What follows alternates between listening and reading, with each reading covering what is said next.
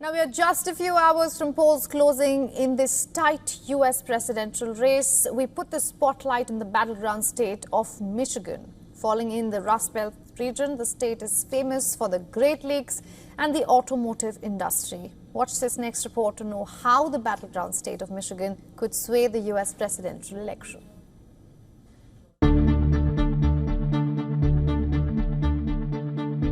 Michigan, one of America's most pivotal swing states, is poised to play a decisive role in the 2024 presidential election. With a history of flipping between parties, Michigan has seen a bellwether in recent elections. After going Republican in 2016, the state turned back to the Democrats in 2020 by a slim margin, making it a key target for both parties as they head into the final stretch of this race. Let's dive into Michigan's role in this year's high-stakes election.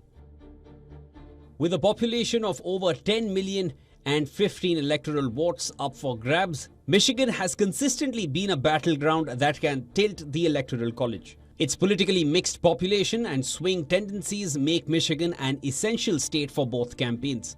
In 2020, President Biden won Michigan by 2.8%.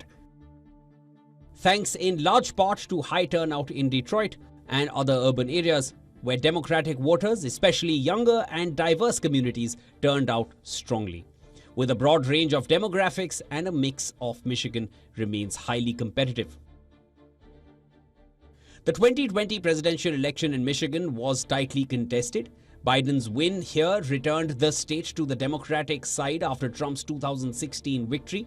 The close margin in 2020 underscored just how every vote counts in Michigan, with the state's mix of Democratic and Republican bases making it anyone's game. Biden appeared to be a favorite among women, the African American and Latino voters, as well as college graduates, while Trump bagged the support of men, the white population. Kamala Harris leads Donald Trump in Michigan by a slim margin of 1 percentage points, 48% to Trump's 47%, as of October 30th, as per a CNN poll. However, recent polls also showed Trump sometimes ahead, Harris winning by a slim margin or a tie. For Harris to secure Michigan and improve her chances of winning the presidency, she needs strong support from key voter groups, including young voters, Arab Americans, and black voters. Michigan voters identify the economy, abortion, and immigration as their top issues. Trump has tailored his campaign in Michigan to focus on two of these areas, emphasizing a revival of the auto industry to address job losses and his stance on illegal immigration, which he argues has hurt the working class. Meanwhile, while Harris' strengths include her stance on abortion rights, the state's 2022 constitutional amendment securing these rights may have reduced the issue's immediate importance for Michigan voters.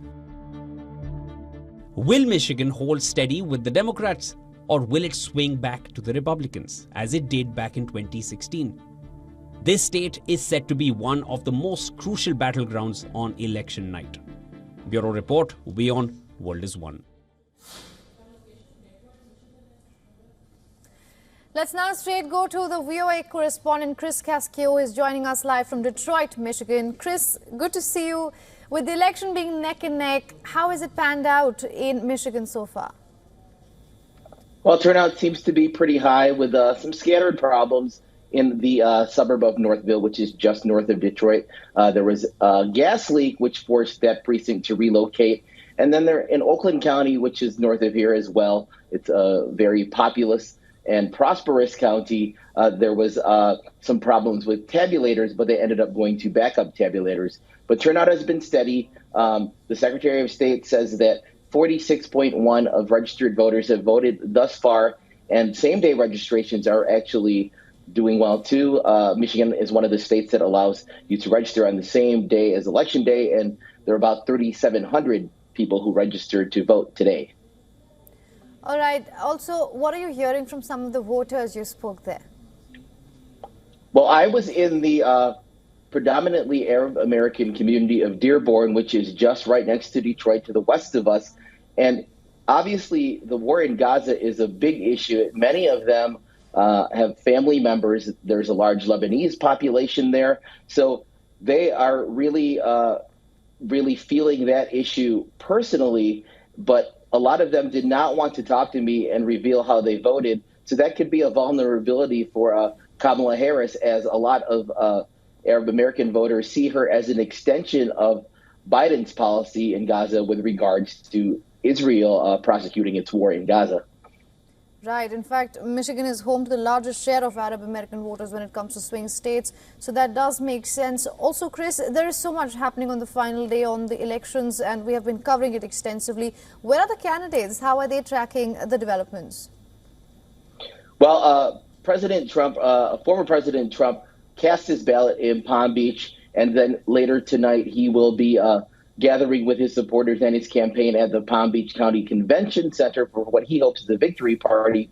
Meanwhile, Vice President Kamala Harris is staying in D.C. after she knocked on doors in Pennsylvania and North Carolina, and she also made a stop at a phone bank at the Democratic National Committee headquarters in D.C. to talk with some of the volunteers there. And then she is headed to her alma mater in D.C., a historically black university, Howard University, where her campaign is holding an outdoor celebration for what they hope is a victory party for their campaign and their supporters.